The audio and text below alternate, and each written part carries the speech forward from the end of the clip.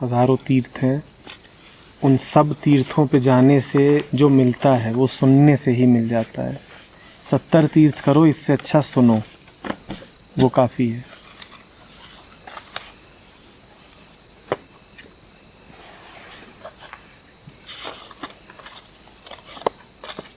So यहाँ पे एक लाइन है, I cannot even once be a sacrifice to you. मेरी इतनी भी हैसियत नहीं कि मैं तेरे सामने न्यौछावर हो सकूं, मगर ये भी कहूं कि मैं तेरे चरणों का दास हूं, तो ये भी अतिशयोक्ति होगी। मैं तो ऐसा भी नहीं कि तुझ पर कुर्बानी की तरह चढ़ाया जा सकूं।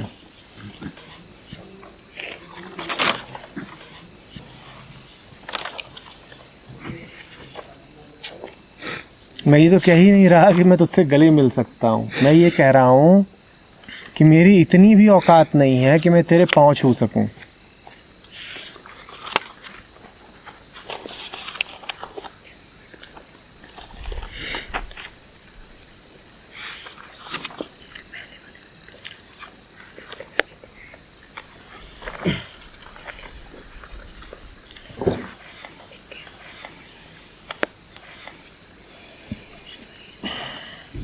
सर जब लिसनिंग की बात हो रही थी तो ये तो समझ आ गया था कि हम जो कर रहे हैं लिसनिंग में वो मतलब मशीन टाइप चीज़ है, सुन रहे हैं, मेमोरी से ले रहे हैं और रिएक्ट कर रहे हैं। बट ये कब समझेंगे हम सुन रहे हैं, एक्चुअल में सुन रहे हैं? तुम यही जान लो कि तुम नहीं सुन रहे हो,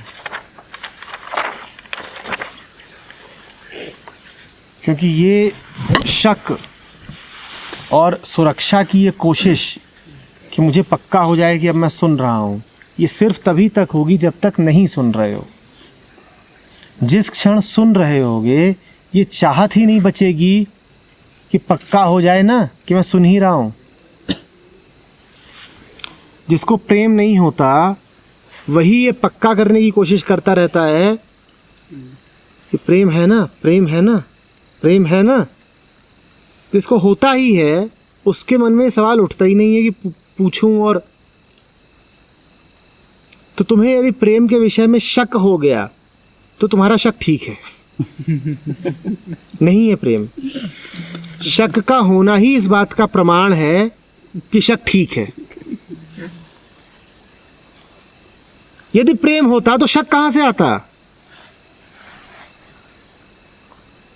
जिन लोगों को बार बार शक उठता हो प्रेम के विषय में, उन्हें शक करने की कोई ज़रूरत नहीं है, क्योंकि शक का मतलब होता है कि पक्का नहीं है। पक्का जाने कोई प्रेम नहीं है, कोई शक नहीं, कोई शक नहीं, कोई शक नहीं, कोई शक नहीं, नहीं शक नहीं है, प्रेम नहीं है, प्रेम नहीं है, उसका कोई शक नहीं, इस पे कोई शक नहीं है कि प्रेम नहीं है। हाँ।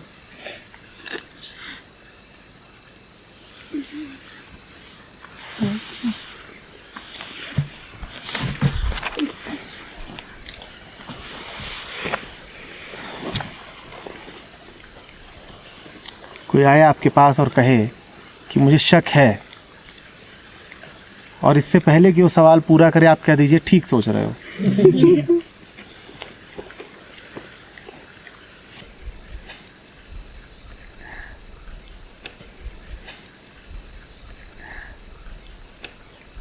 फिर वो बोले मुझे शक है आप एलियन है, और आप बोल रहे आप ठीक सोच रहे हो। एलियन ही तो हूँ, मुझे जानते होते तो ये शक कहाँ से आता? एलियन माने अनजाना। मुझे जानते होते, जिनको जानते हो उनके विषय में शक होता है? नहीं सर, ये फिर बात तो होती है कि अपने आप को ही नहीं जानते।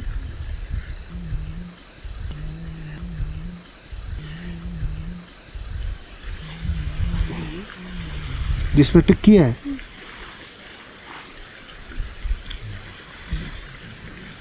उसके दूसरे नाम में वो, और उसके नीचे वाला हाँ जुड़े हुए हैं। उसका दूसरा नाम कह रहा है ताकि बाद में ये जो नेम की बात हुई है, लव ऑफ द नेम।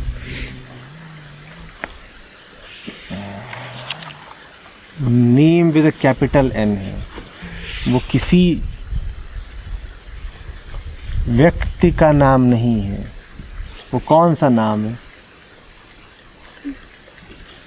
वो कौन सा नाम है? किस नाम की बात हो रही है? सर एक ओमकार।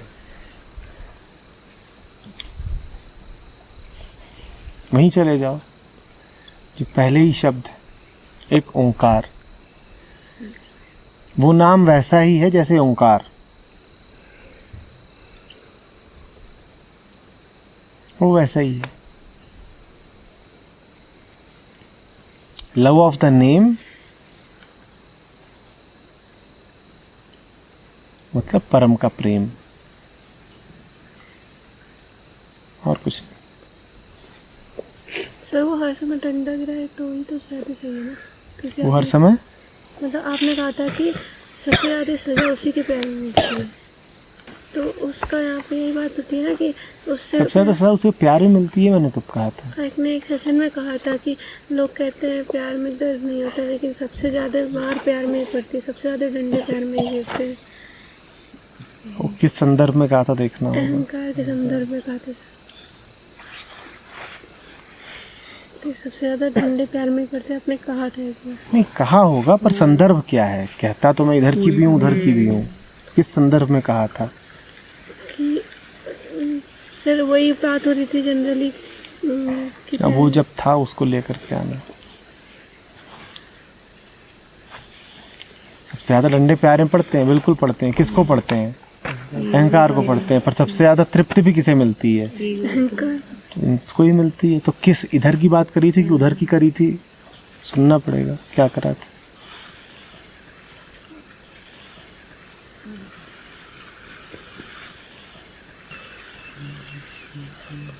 और डंडे पड़ना दो तरीके का होता है। जब मैं कहता हूँ कि कोई चीज़ काटी जाती है तो दो तरीके, वो इस तरीके से भी कह सकते हो कि कष्ट होता है, और इस तरीके से भी कह सकते हो कि वो हटता है। अहंकार काटा जा रहा है, इसके दो अर्थ हो सकते हैं कि अहंकार को दर्द हो रहा है, दूसरा कि अहंकार हट रहा है।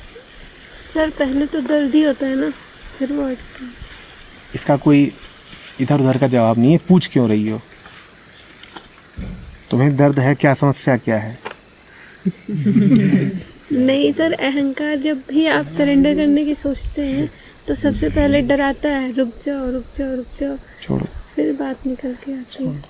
एक बिंदु के बाद एकेडमिक डिस्कशन काम का नहीं रहता। जब हम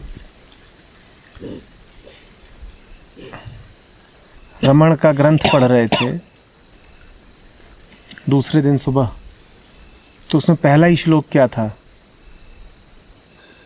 बेकार की बात। सर, बेकार की बातें छोड़ो, इधर उधर की एकनिष्ठ हो जाओ। ये सब एकेडमिक डिस्कशन है कि अहंकार को चोट लगती है, कि उसे अच्छा लगता है, कि क्या होता है। करो तो जान जाओगे, उतरो जानो। एक समय के बाद वही जो कह रहा था ना सुष्मिता से, नॉलेज काम नहीं देता।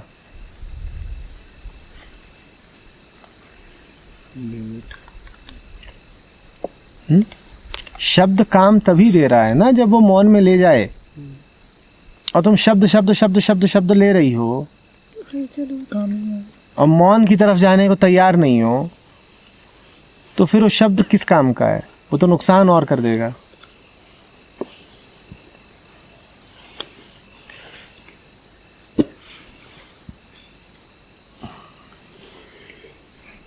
मोटी मोटी बात समझो और उस पर काम करो।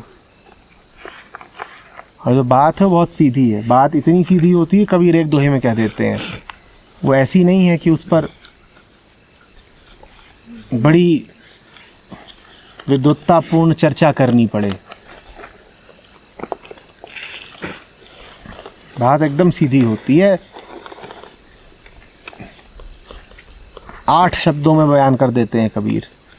4 ऊपर 4 नीचे, बात खत्म हो गया। नहीं तो 12, नहीं तो 16, फिर 11। क्या हो गया?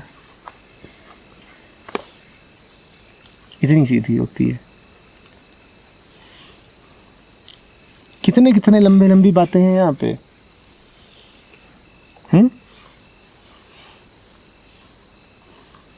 मरिए मत पापा के संगी, ओ धोवे नावे के रंगी। हो गया, खत्म।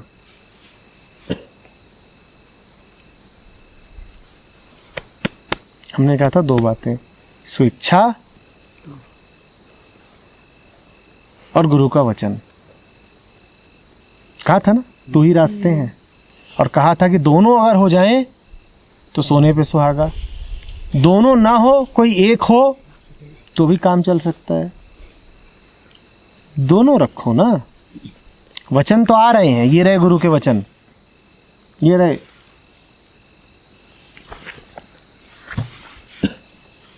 पर तैयारी भी तो हो कि अब उनमें उतर जाएंगे, कुछ होने भी देंगे।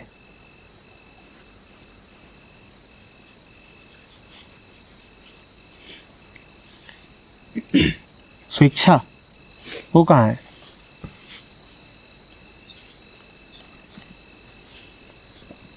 जब होने देने की बात आती है तो हम अपनी तरफ से ट्राई करने की कोशिश करते हैं कि हमें होने देने का अर्थ है ट्राई न करना। वही तो प्रॉब्लम हो गया और हम उसको उल्टा ले लेते हैं।